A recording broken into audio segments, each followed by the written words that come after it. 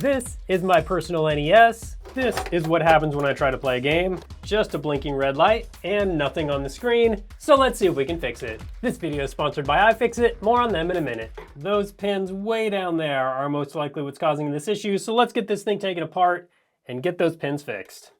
We've got 2 screws here, 2 screws here, and 2 screws here to start. We need a nice long Phillips screwdriver. Unfortunately, the iFixit bit kits don't have bits that are long enough to get down in here. So we need an actual screwdriver for this part. Okay. At some point I need to replace this. It's cracked here. It's got a big old crack along here. I don't know that we'll be able to do that today. My main goal today is to get this thing at least working at a minimum. So it looks like the power supply and the capacitor is good. It also looks like somebody's been in here before. Got a loose screw right there. But this part right over here is the part we need to get down to. This is the 72 pin connector. In order to do that, we need to remove the screws on this side and this side. Then we can get that connector removed. Now, in order to remove this, we need to remove this whole black piece, but the connector is actually connected to the motherboard here. So we also need to remove enough of these screws so we can kind of pull up the board a little bit, and that will enable us to get this off as well. I've only fixed a few of these in my entire life, so this is semi-new to me as well. Okay, there we go. Now we can flip this over. I'm going to remove these connectors so we can get this metal piece off as well. There's one. There's two. Now we can remove this piece. And now we can get to this connector. There we go. So you can see this row of pins right here connects to the board. This row of pins right here is where the game plugs in. So both of these rows of pins, both on this connector and the board and the game card itself, all need to be cleaned in order for this to work how it should. And while this is open, I might as well take a look at the power supply here, or the power board, I guess. I shouldn't really call it a supply. And just looking, this actually all looks pretty good. I don't see any problems here. They really coated everything with solder on this, so there is absolutely no issues here. So I think the first thing I'm going to do is clean these pins on this side of the board, then flip it over and clean the pins on the other side of the board. So before we get doing anything too crazy on this connector, I want to test each of these pins and make sure there are no breaks in the connections. So there are 2 different connections I'm going to be checking here. This pin right here on the bottom is connected to this pin right here. This pin right here is connected to this pin right here. So when I put my meter 1 lead on that pin and 1 lead on this pin, it should beep. Just like that. And then the same thing right here. And it does. So I'm just going to go through and check all of these just to make sure that there's no breaks in the metal parts of the pins. Then we'll go through and do the cleaning. So there are no broken connections between any of these pins, so this connector is definitely good. Now let's get to the cleaning. Before we do the actual cleaning, I do want to go through and bend each of these pins up just a little bit. Not a lot, just a little bit. That's just going to ensure that it makes a good connection to the pins on the board. Now you can buy new 72 pin connectors. Sometimes it can be a challenge to find good quality ones, but they are out there and you can do that. For me, I just figure I don't see the point in doing that for myself when I could spend a little bit of time and just refurbish this 72 pin. If you watch my videos very often, you know that I am constantly using iFixit tools. Not only do they have great repair kits such as this one, the Manta driver kit. It's got a ton of bits in it and 2 drivers, a small one and the larger one. The larger one is great for bigger things and these larger bits. This is one of my favorite tool sets that they have, but they also have a whole bunch of different sizes. And not only do they have the tool kits, they also have specialized tools like the anti-clamp and the new iFixit Fix Mat. So if you do a lot of things that involve removing screens, especially with tough adhesive, the anti-clamp is perfect for that. And the Fix Mat is great for basically any device you're trying to repair. You can just take it and put it right down on your kitchen table or wherever you're trying to fix. And that gives you a nice work surface and a place to keep your tools and parts organized from the devices you're trying to fix. Since it's January and we're all working on New Year's resolutions and pledges, this is the perfect time to take the iFixit Repair Pledge. The repair pledge is simply a commitment to fix more things this year. You can take this pledge to fix as many things as you think you can for the year. Just go to ifixit.com/pledge to take the repair pledge today. Okay, that looks a lot better. Now I'm going to come in with some 1000 grit sandpaper, fold it in half, and then start sanding these contacts. Not a lot. We don't want to take off much material. We just want to give them a good cleaning. It's probably taken off some dirt and grime and a little bit of the coating, hopefully not too much.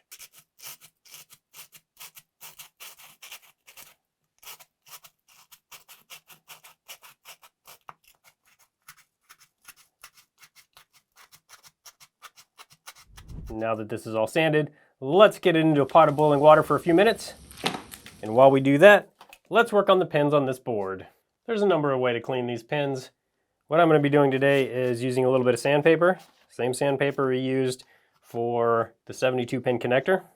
And I'm going to use that sandpaper to go over this, and then same on the bottom side. And then I'm going to come through with some of this metal polisher and polish those up. Then we'll give it a good cleaning with isopropyl alcohol, and that should make these nice and clean.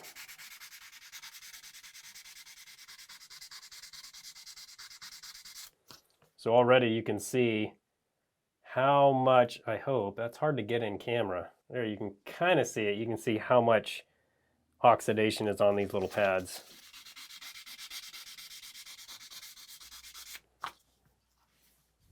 So you can see how much cleaner these look than these ones over here.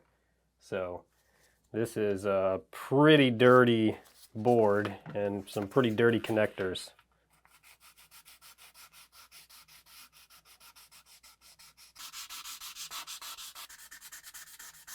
Okay, and that's a good start. Now to get the other side, and then we'll polish them up.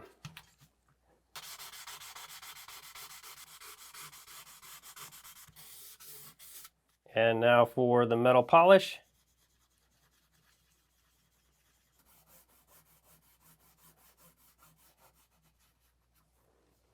And I'm going to come through with some IPA and clean that all off.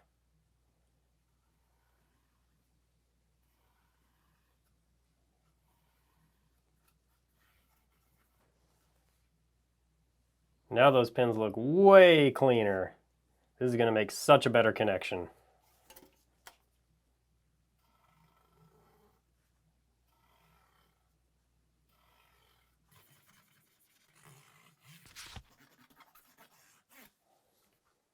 Now that the Q-tips are coming out almost clean, I've got a little bit more to do. Once the Q-tips come out completely clean, when I rub on this, then I'll know this is totally clean and ready to get that 72 pin connector back installed. That Q-tip is nice and clean. That means this side is all clean. Now I just need to finish the other side, and then we'll get the 72 pin connector back installed. All right, and it's been about 30 minutes. Let's get this out of here.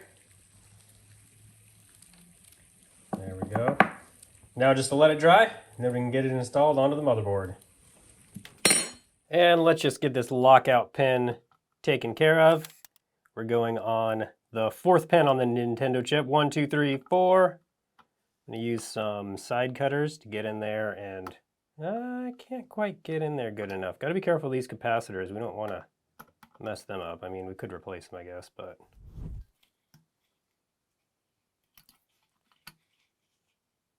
Okay, there we go.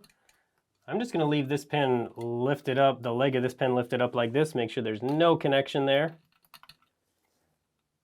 And now we have disabled the lockout on this NES. Now let's get that 72 pin installed.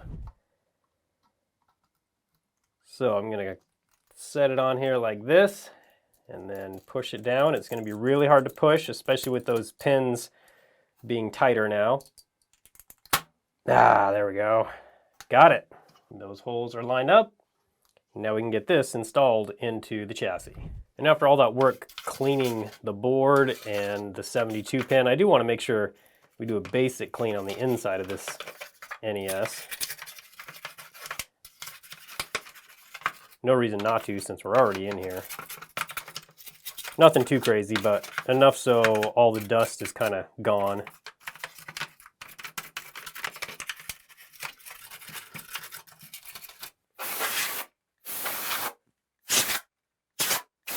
Okay, that's definitely better. I feel much better about putting this cleaned board in there now. And now we're going to install this metal shield, just like this. Once the shield is installed, we can install these connectors. And then this just flips down on here like that. And now this is ready to go in. I'm going to give it also just a bit of a brush off. Also, I think I'm missing the top shield on this because we only have this bottom shield right here. We don't have the one that goes over the top, so not sure what the deal is there. Clearly, at some point, somebody has taken some parts off of it. Now we're going to slide this on right here, right down here to start.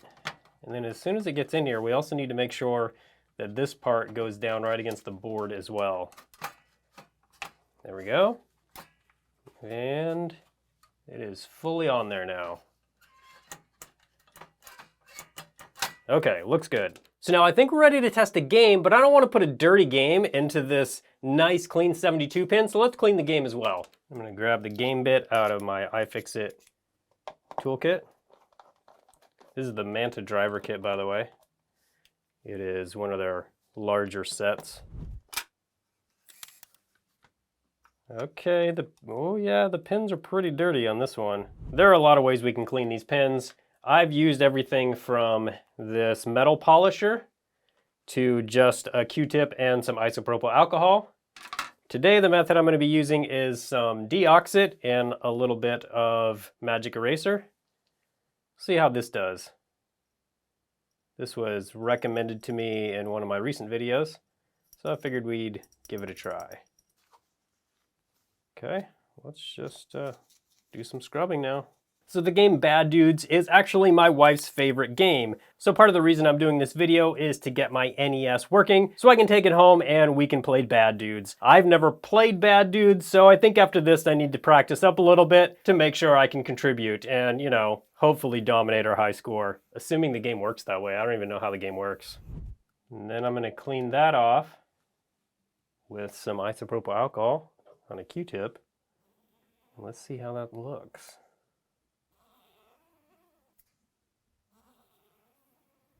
I'm not gonna lie, that looks pretty good, and there's very little residue on my Q-tip, so I think deoxit might be a win. Let's try it on this side.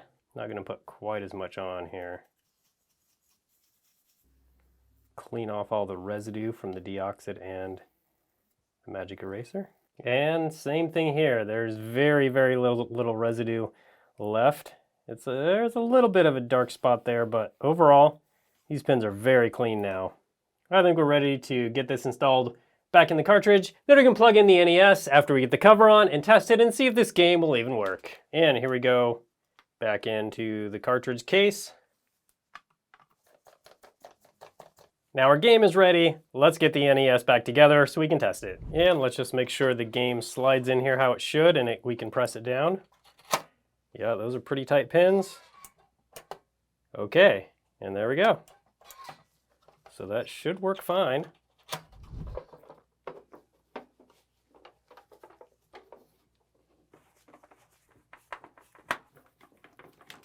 And with the game in, let's see if it's gonna power on. Come on, oh, there we go. Okay, let's see what this looks like. Blade or striker? Let's go with blade. Okay. I'm a bad enough dude to save the president. No idea what those guys are doing. Oh, there we go. Oh, let's go. See if we can get this bad guy. Is this the end dude? I don't even know. Oh, I think I just died. I'm a bad enough dude to save the president. There we go. Look at that. Stage 1 clear. Let's save this president. 12 seconds later. Oh, he got me. Well, I've got some more practice to do. If you want to see a video where I made a working Lego Nintendo Entertainment System, I'll put that video up on your screen now so you can come hang out with me over there and see how I did it. Thank you again to iFixit for sponsoring this video. Go to ifixit.com/TronicsFix if you're looking for any parts, tools, or repair guides. Thanks so much for watching today, and I hope you have a good one.